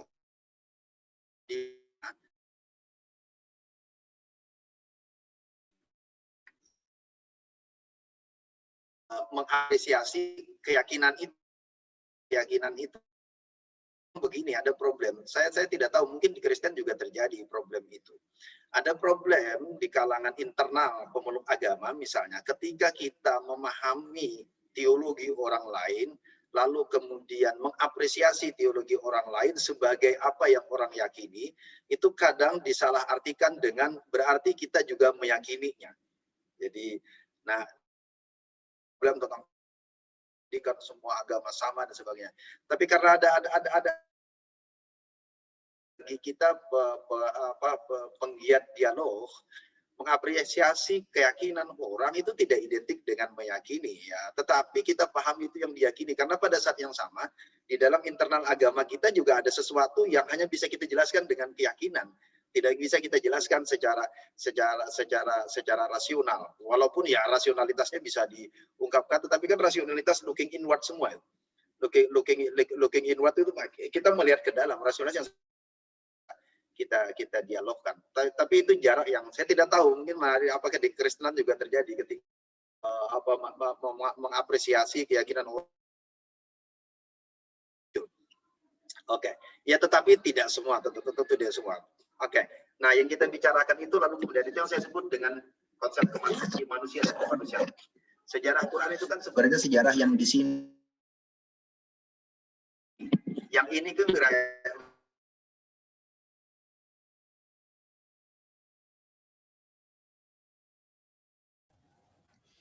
Suara Pak Ahmad itu tidak berdiri sendiri, besar kecil. Sorry. Suaranya Sekarang, Pak agak hilang muncul lalu kecil gitu. Oke, sorry. Halo, sekarang stabil nggak? Sudah.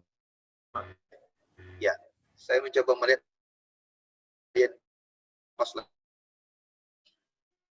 Oke, baik. Jadi sejarah yang mau kita, saya secara semoga cukup sih 30 menitan lagi. Jadi ketika sejarah Quran itu sebenarnya adalah, ini yang saya sering diskusikan dengan teman-teman, dengan sejarah lisan. Artinya dia bercerita tentang pertemuan Nabi dengan para sahabat, orang-orang yang hidup bersama dengan Nabi, lalu kemudian ada banyak hal yang terjadi dari sahabat ini, ada pertanyaan-pertanyaan, ada peristiwa-peristiwa yang lalu kemudian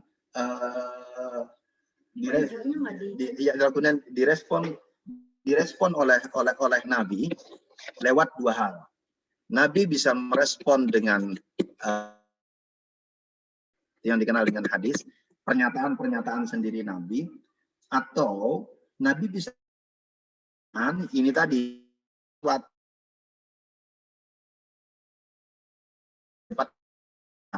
itu lalu kemudian disebut dengan Quran. Dengan Quran. Jadi ada pertanyaan-pertanyaan, ada peristiwa-peristiwa, lalu kemudian Nabi merespon. Nah, satu. Kemudian yang kedua, proses interaksi Nabi dengan para sahabat itu berada di ruang keseharian sebenarnya. Sering memberi contoh, misalnya ada kasus di dalam Al-Quran itu, ada seorang perempuan datang kepada Nabi yang mengadukan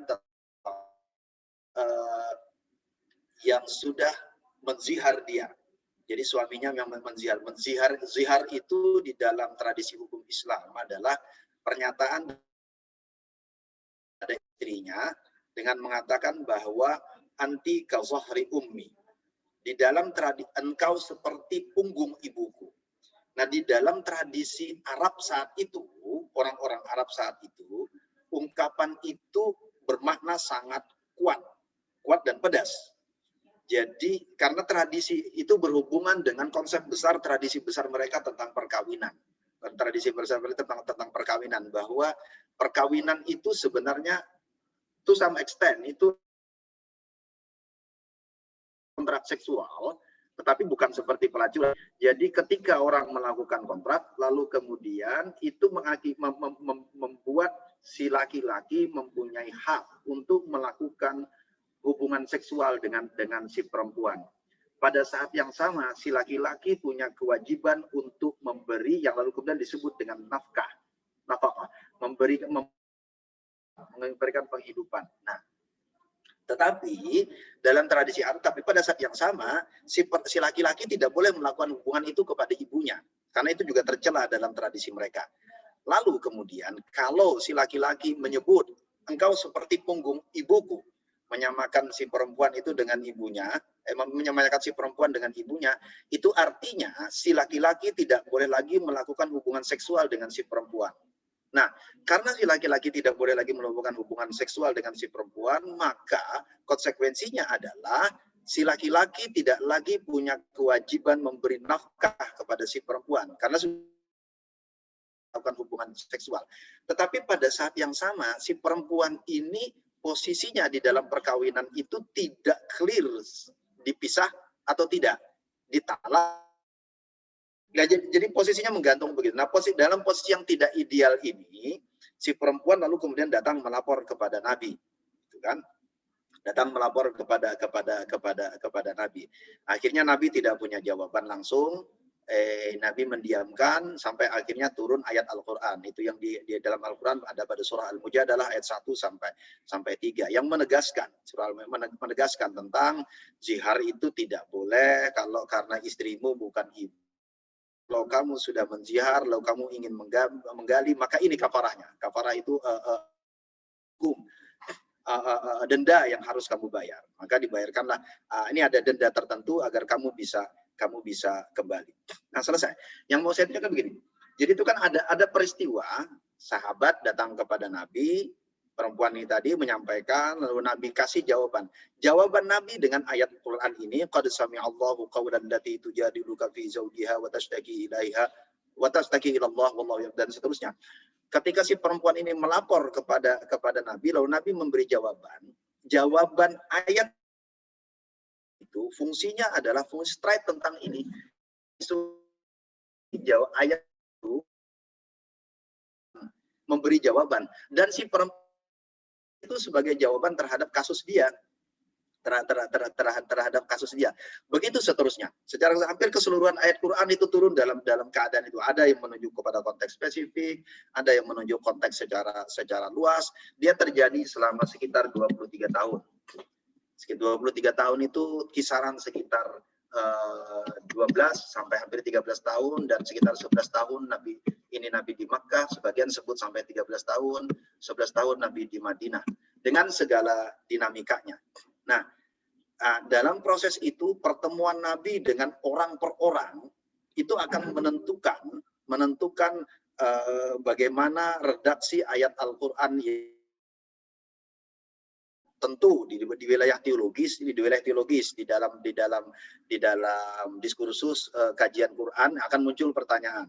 Kalau tidak ada peristiwanya, Qurannya ada enggak? Itu muncul peristiwa. Atau apakah kalau peristiwa itu tidak ada, Qurannya tetap turun atau tidak? Oke, jawabannya juga jawaban teologis karena itu pertanyaannya perdebatan teologis. Jawaban teologis. Nah, bahwa itu juga Tuhan yang mengatur adanya. Oke, dan seterusnya. Tetapi itu perdebatan itu juga muncul di dalam diskursus studi Quran. Baik. Nah, jadi sejarah awalnya itu dan begini terus berlangsung selama lebih kurang sekitar 23 tahun. Nah, para sahabat saat itu menghafal Quran. Nah, yang tekankan saya senang ini dengan menggunakan data-data dari Pak Bambang tadi. Pada saat Nabi berinteraksi dengan sahabat, Nabi tidak berada di ruang kosong. Di situ ada orang-orang lain, ada orang Yahudi, ada orang Yahudi, ada Nasrani, ada orang-orang Majusi, juga ada orang-orang Arab yang memeluk agama asli. Ya, Nabi berinteraksi itulah yang memuncul, makanya lalu kemudian di dalam Al-Qur'an narasi-narasi tentang orang-orang ini juga muncul, narasi tentang Yahudi muncul, narasi tentang Nasrani muncul, narasi tentang orang-orang Arab muncul, narasi tentang Majusi muncul. Narasi itu muncul karena sifat kemanusiaan interaksi Nabi dengan orang-orang itu. Nah, tetapi ada yang penting dicatat. Kenapa saya memberikan tekanan kepada kelisanannya? Ketika Quran itu disampaikan secara lisan, maka proses pewahyuan itu kan sebenarnya proses penyampaian wahyu dari Nabi kepada sahabat itu kan proses dialogis. Jadi Nabi sedang berdialog sebenarnya dengan orang-orang. Orang-orang mengingat. Maka ayat-ayat Al-Quran, misalnya yang bercerita tentang cerita disampaikan dalam konteks yang sangat spesifik ketika dialog itu terjadi. Jadi ketika dialog itu terjadi atau berhadapan dengan narasi di sekitar saat itu. Karena itu, maka itu yang saya sebut relasi diskursif. Tadi saya senang yang disampaikan Pak Bambang tadi, dan memang begitu. Jadi misal begini, ada contoh sederhana. Ada satu surah yang sangat khusus berbicara tentang surah Al-Jumu'ah yang membicarakan tentang hari Jumat, membicarakan tentang keutamaan hari Jumat. Nama surahnya juga surah Al-Jumu'ah. Lalu kemudian dan sebagainya. Nah, sebagian lalu kemudian membangun narasi. Oh, Quran itu membangun cerita tentang Jumat karena ingin membedakan dirinya dengan Yahudi dan Nasrani yang sudah punya Sabat dan punya Minggu. Dalam surah Al-Jumu'ah tidak ada ayat yang sangat spesifik, ayat yang straight atau secara eksplisit menarasikan itu. Nah, memberikan penjelasan tekanan terhadap Jumat ternyata lebih mudah dipahami kalau kita lihat secara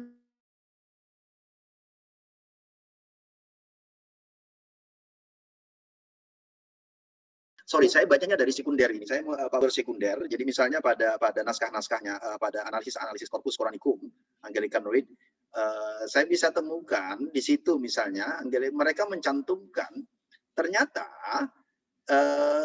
diskursus keutamaan Jumat itu bukan sesuatu yang asing bagi masyarakat saat itu. Karena diskursus itu tadi sebenarnya bisa ditemukan di dalam naskah-naskah Syriak dan Aramaik. Jadi naskah-naskah Syriak dan Aramaik justru menceritakan tentang keutamaan Jumat. Jadi ketika Quran lalu kemudian bicara tentang keutamaan Jumat, dia tidak berada di ruang kosong. Satu. Yang kedua, tidak semata-mata dalam pengertian antipatik. Jadi antipati terhadap kelompok agama tertentu. Justru sebaliknya, Quran memberi tekanan tentang Jumat. Itu dengan diskursus tentang Jumat yang sudah ada di Quran pada masa late antiquity. Itu kan interaksinya hubungan dengan orang Kristen.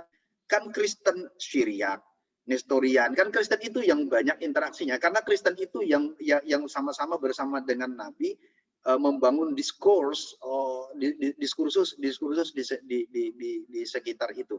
Oke. Nah, karena dia kelisan, jadi konteks itu sangat spesifik. Satu. Nah, lalu kemudian yang kedua yang saya mau tunjukkan, karena dia kelisanan, maka orang dalam tradisi lisan, tadi seperti disampaikan bawahnya, dalam tradisi lisan yang pertama kali ditangkap orang itu kan pesan. Baru lalu kemudian struktur kalimat. Dalam transmisi lisan, struktur itu nomor 2. Pesan yang pertama. Jadi maka sangat biasa kita terjadi kalau orang menyampaikan sesuatu secara lisan, pesannya sampai, kalimatnya berubah. Nah, itu pula yang terjadi sebenarnya di dalam proses transmisi Quran. Bahwa pesan itu disampaikan, lalu kemudian orang menangkap strukturnya karena dia kitab suci, lalu imajinasi tentang kitab suci itu isu lain yang bisa kita bicarakan sebenarnya, dan bisa panjang lagi. Tapi saya mau fokus ke sini saja. Pesannya diingat orang, lalu kemudian strukturnya itu bisa jadi bergeser sesuai dengan pergeseran suku. Nah, tetapi struktur itu kan terjadi di masa Nabi juga, pergeseran struktur ini. Nah, pergeseran struktur yang terjadi di masa Nabi, baik struktur bunyi maupun kata atau bahkan kalimat yang lalu menjadi ayat, pergeseran struktur yang terjadi di masa Nabi itu langsung diverifikasi. Diverifikasi oleh Nabi. Nabi melakukan verifikasi bahwa oh ini benar, oh ini tidak. Nah, variasi struktur yang diverifikasi inilah yang di dalam tradisi Quran dikenal dengan tradisi qiraat. Itu lalu kemudian di dalam tradisi Quran dikenal beragam varian-varian bunyi bacaan Quran. Nah, tulisannya belum. Ini baru bunyinya. Sementara pada saat tradisi lisan ini berlangsung, tulisan Quran yang berkembang saat itu adalah tulisan yang oleh semua sejarawan Al-Quran disebut dengan tulisan yang menggunakan tulisan yang bersifat mnemonik. Jadi tulisan bersifat mnemonik itu adalah tulisan yang tidak sempurna. Jadi tulisan Arab pada masa klasik akhir di abad ke-7 itu bukan tulisan Arab seperti yang kita kenal sekarang. Dia membutuhkan proses hampir 1 abad, kurang dari 1 abad. Mulai dari Abul Aswad Ad-Duali, Yahya bin Yamur, lalu kemudian sampai Khalil bin Ahmad Al-Farahidi. Ya kurang. Nah, fungsi tulisan di awal itu adalah tulisan yang bersifat mnemonik. Apa yang dimaksud tulisan mnemonik? Tulisan mnemonik ini tulisannya tidak sempurna. Tadi Pak Bambang juga contohkan kalau dalam Arab, jadi misalnya begini, ada sering huruf muncul begini.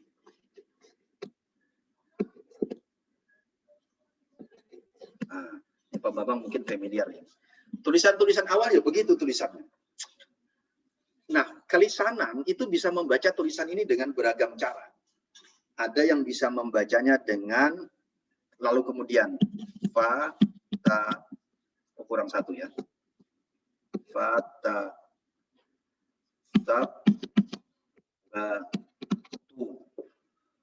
Jadilah bacaannya fatasabbatu. Tetapi ada pula yang bisa membacanya dengan fatabayanu.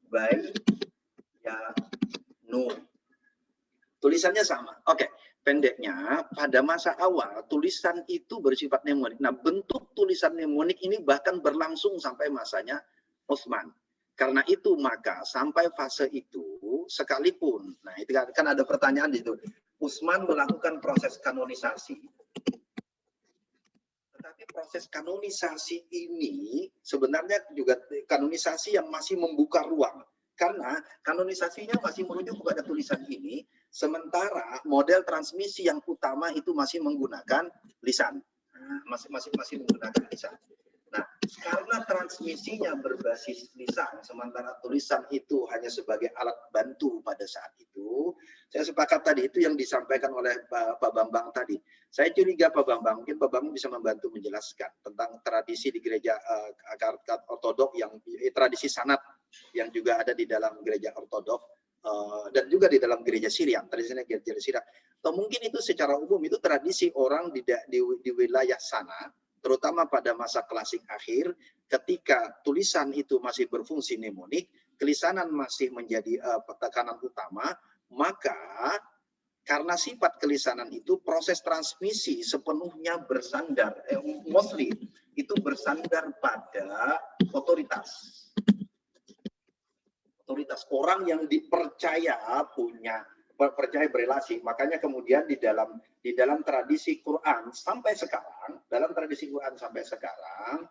orang akan dianggap absah menghafal Quran kalau hafalan itu sudah terverifikasi berdasarkan jalur. Sekarang itu sudah ada di jalur sudah ada di level ke 28, 29, 30 mungkin levelnya. Jadi, nah berdasarkan otoritas inilah yang lalu kemudian orang mengenal sana. Jadi dan seterusnya. Nah, proses transmisi Quran dengan menggunakan ini terus berlangsung sampai saat ini. Pada saat yang sama, tulisannya tadi ini juga terus mengalami proses penyempurnaan. Prosesnya terus mengalami penyempurnaan sampai nanti sebagian sejarawan itu menandai fase itu pada fasenya seorang ahli bahasa, tapi juga ahli qiraat, yakni Al-Khalil bin Ahmad Al-Farahidi. Oke, Al-Khalil bin Ahmad Al-Farahidi.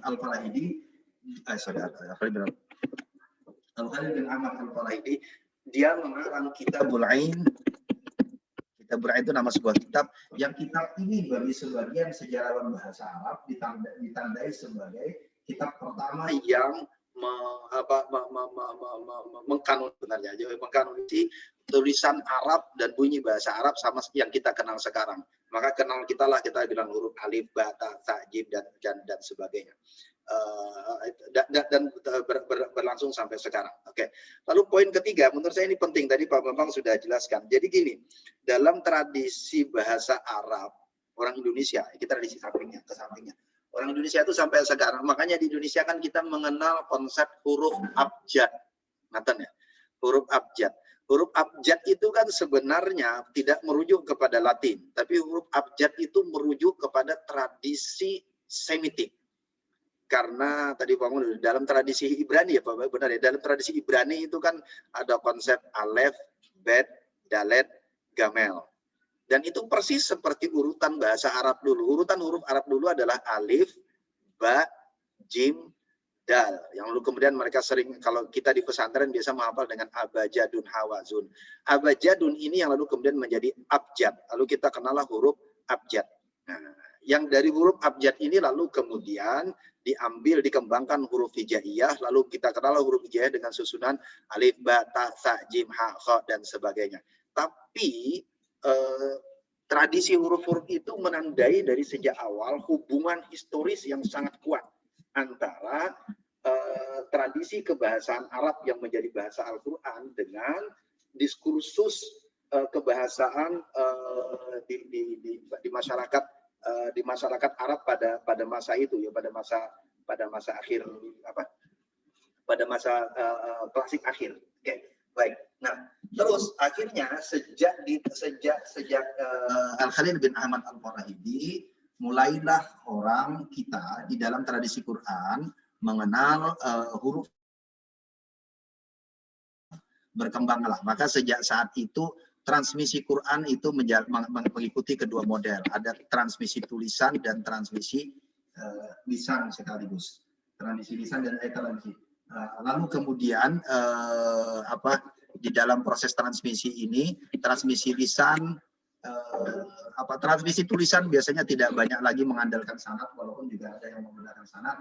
Dan tadi seperti disampaikan oleh Pak Bambang juga, pada kasus tulisan Quran misalnya ada dua perbedaan posisi, ada yang mengatakan mushaf Utsmani, ada yang mewajibkan harus mengikut mushaf Utsmani, yang mengikut akar sampai ke model-model dalam bahasa Ibrani. Jadi kepada bunyi bacaan, maka dalam Quran yang dengan waw gitu, yang imla'i, struktur nahwiyah yang imla'i, maka lalu kemudian dia mengikut kepada bunyi dalam bahasa yang lalu menulis sholat dengan alif dan seterusnya. Oke, ini berkembang terus sampai ke masa kita sekarang. Oke, jadi saya mau tegaskan begini, di dalam tradisi sejarah Al-Quran, karena dia basis transmisinya adalah lisan, maka lalu kemudian proses transmisinya sepenuhnya didasarkan kepada kepada otoritas. Nah, otoritas itu yang lalu kemudian dijaga lewat sanad. Jadi, dan itu membutuhkan effort yang tidak mudah gitu. Jadi, dan Indonesia itu juga lumayan karena di Indonesia orang bukan penutur bahasa Arab, maka lalu kemudian mengingat verbatim apa adanya itu menjadi sangat penting. Berbeda dengan orang Arab yang juga menguasai bahasa Arab. Yang pertama kali mereka merangkap pesan, maka bisa jadi tuturannya berubah sedikit satu dua. Tetapi variasi tuturan itu yang lalu kemudian diverifikasi lewat jalur sanad. Ya yang nanti macam-macam dalam sejarah Quran. Persis seperti sejarah gereja tadi, juga muncul nanti naskah tulisan-tulisan yang beragam. Walaupun di dalam tradisi Quran, naskah yang tertua yang bisa ditemukan bagi sebagian sejarawan itu merujuk kepada Kodek Aisyah. Kodek Aisyah itu pertemuannya ditemukan di sekitar antara 25 sampai 50 sesudah kematian Nabi gitu. Oke. Apa lagi yang harus saya jawab dari pertanyaan yang disampaikan Bang Anjo tadi? Oke. Nah,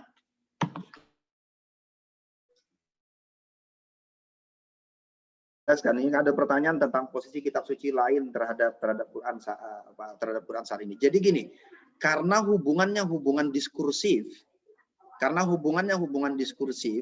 Maka relasi Quran dengan kitab suci lain itu juga relasinya relasi, bukan relasi naratif. Bukan relasi naratif. Jadi dia merujuk kepada cerita-cerita yang ada di masyarakat saat itu. Jadi Nabi dapat wahyu, dan wahyu itu juga merujuk kepada cerita-cerita itu pada dalam proses itu. Maka lalu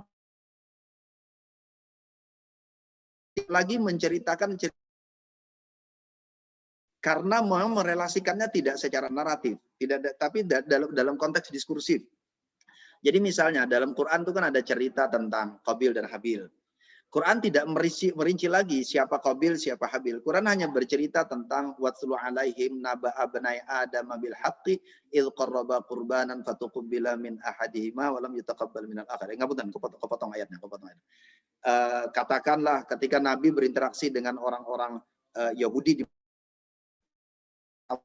kan ayat itu, watlu alaihim, sampaikan kepada Muhammad tentang cerita dua orang anak Adam, tapi tidak disebut siapa namanya. Kan ini loh diskursus tentang itu juga sama dan itu untuk menunjukkan kesinambungan.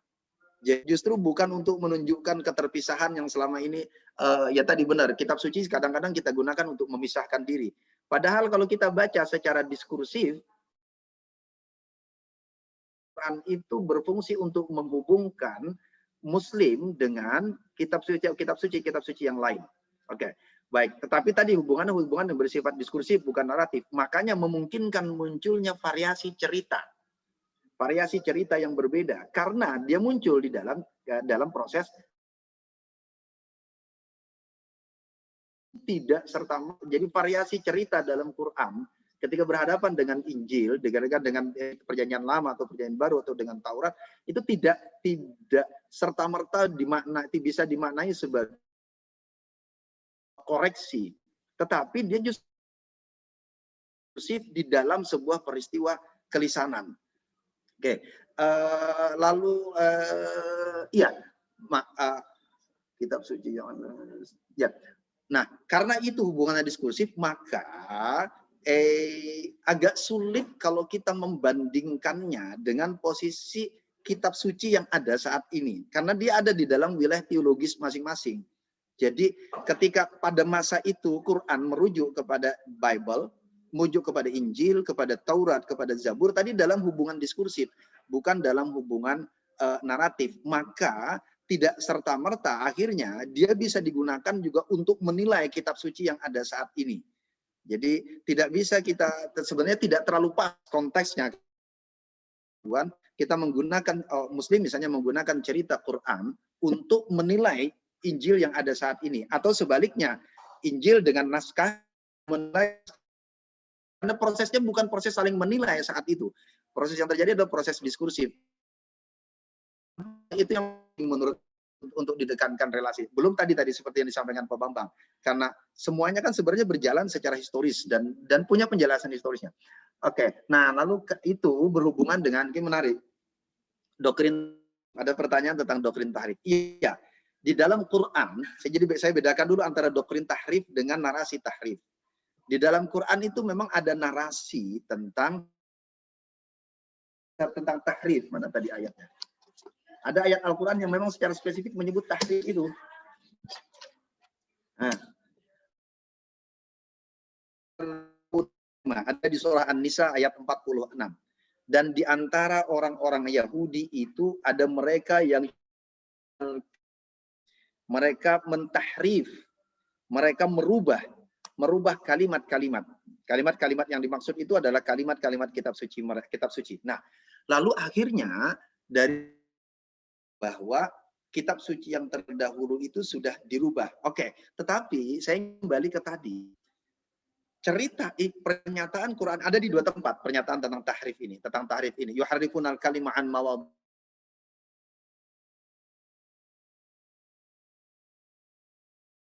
Ceritanya Yahudi. Nah, tetapi kita harus melihat konteks diskursif. Karena pada ayat-ayat sebelumnya di An-Nisa itu cerita tentang perseteruan di ruang sosial antara orang Yahudi dan orang Islam. Jadi bagaimana orang Yahudi yang ada saat itu, tentu bukan semua, itu ada puluhan suku-suku Yahudi. Tetapi ada dua suku yang nakal, Bani Nadir dan Quraidah. Bani Nadir dan Quraidah. Dua kelompok ini, dua kelompok Yahudi ini dua kelompok dalam sejarah Islam sebagai dua kelompok yang nakal, yang ngemplang, tidak mau mengikuti perjanjian sosial yang dibangun di Piagam Madinah. Kalau perang harus berangkat perang. Lalu mereka juga menguasai ekonomi. Ternyata di pasar mereka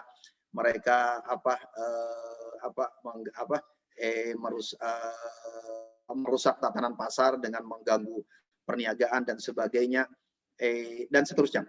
Jadi ada dua kelompok yang punya problem sosial.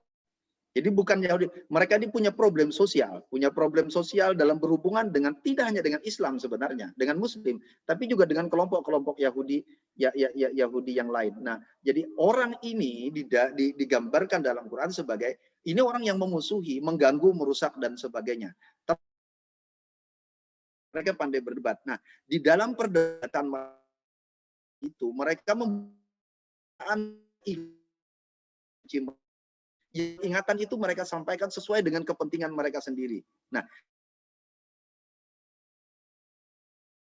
di dalam Quran saat itu lagi-lagi ini bersifat diskursif, dia bercerita tentang apa yang terjadi pada saat itu. Nah, jadi tidak serta-merta merujuk. Jadi ingin menunjukkan bagaimana orang Yahudi saat itu menggunakan kitab suci mereka untuk kepentingan dalam ruang sosial, berinteraksi dengan orang keseluruhan. Lalu tentang tahrif, tentu dia tidak serta-merta bisa digunakan di dalam konsep yang lebih besar untuk menilai keseluruhan kitab suci.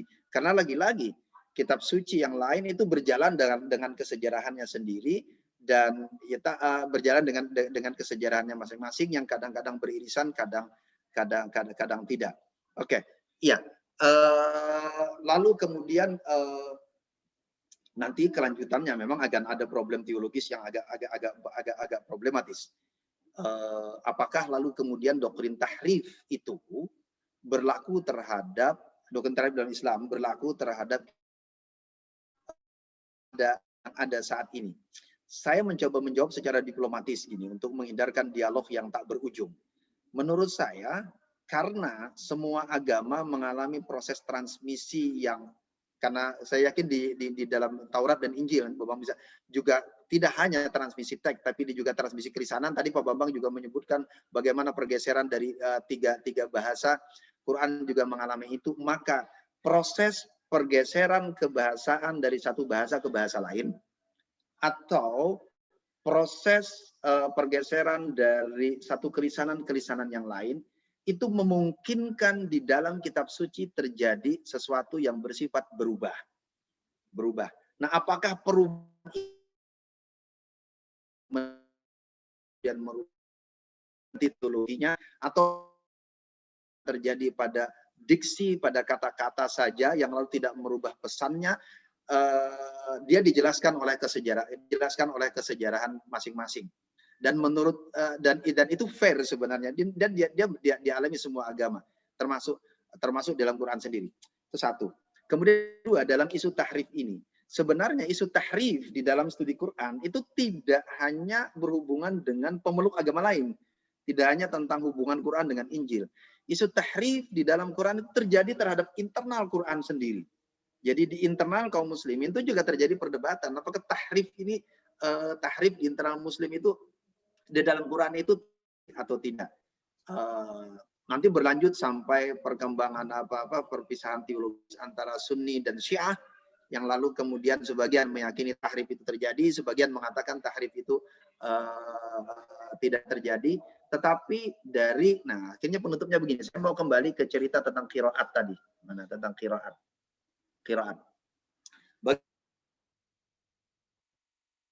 Tahrif yang terjadi di dalam Quran adalah tahrif terbatas pada varian kata-kata, varian bacaan yang itu lalu kemudian difilter oleh sanad.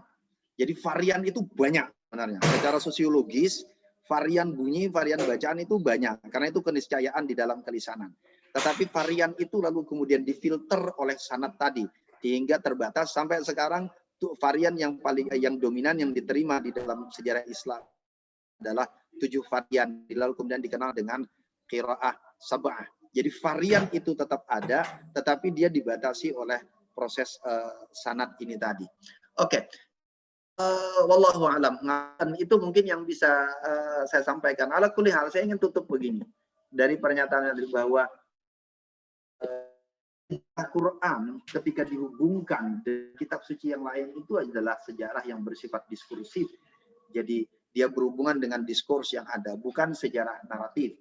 Karena dia sejarah diskursif, maka lalu kemudian sejarah dan pesan Quran itu adalah sejarah dan pesan yang menghubungkan dirinya dengan bukan tata bersifat korektif. Karena yang korektif itu kan teologinya. Itu pun sebenarnya masih bisa diperdebatkan gitu kan. Karena teologi yang mana yang dikoreksi itu juga tidak serta-merta bisa dihukumi, karena kekristenan juga tidak tunggal sebagaimana tidak tunggalnya Islam. Itu mungkin oleh semua pemeluk agama. Tidak ada kekristenan punya banyak variannya sebagaimana keislaman. Kadang-kadang diskursus itu berhubungan dengan satu varian tertentu, tapi digunakan oleh orang kemudian untuk menyerang varian yang lain. Dan itu yang membuat lalu kemudian dialog berujung justru saling menyerang dan saling menjatuhkan. Wallahu a'lam bishawab. Nggih, nyuwun samudra pangapunten. Terima kasih. Assalamualaikum warahmatullahi wabarakatuh. Waalaikumsalam warahmatullahi wabarakatuh.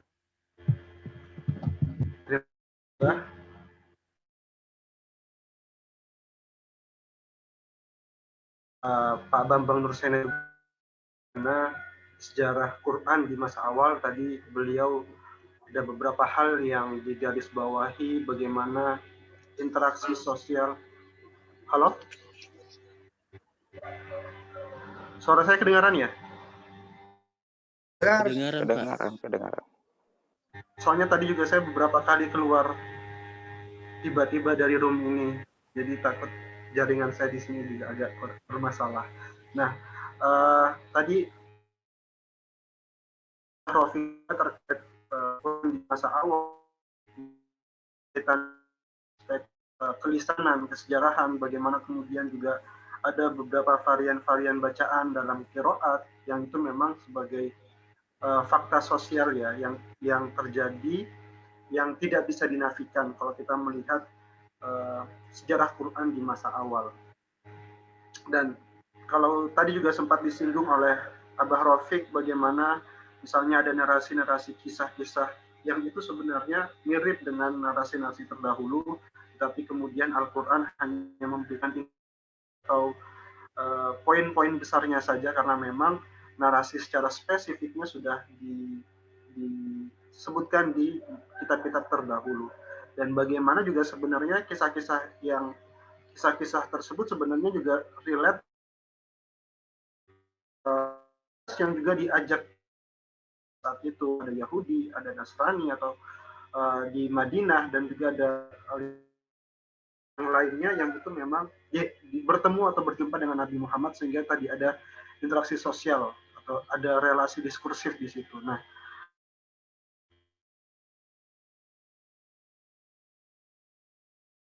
hampir jam 12 ya, jadi nanti tadi ada beberapa pertanyaan-pertanyaan juga yang masuk.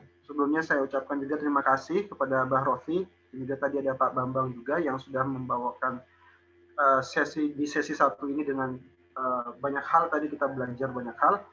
Nah, untuk sesi tanya jawab kita akan buka di awal sesi kedua nanti ya, biar waktu kita untuk break juga tidak molor atau tidak terkendala. Itu masing-masing bisa mengambil poin-poin apa yang penting dari untuk kemudian kita perdalam lebih jauh, kita gumulkan, kita diskusikan lebih jauh, kita cari tahu dalam rangka membangun dialog, membangun kesamaan, dan juga tentu ada perbedaan-perbedaan yang tidak bisa dinafikan. Terima kasih. Saya kembalikan ke MC, ke Maun. Baik, terima kasih disampaikan Rawi selaku narasumber kita dan juga Bapak Bambang Nur Said. Baik teman-teman sekalian, untuk melanjutkan sesi kedua, sebelumnya kita nanti ada break. Sesi kedua akan dimulai nanti pada pukul 13 tepat ya, yang akan dibawakan oleh moderator kita Mas Risten Batuara. Baik, sekarang terima kasih.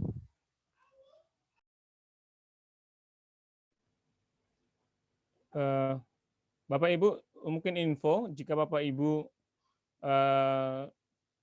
mau tetap tinggal di Zoom boleh, tapi Bapak Ibu jika menghemat data menggunakan pakai data bisa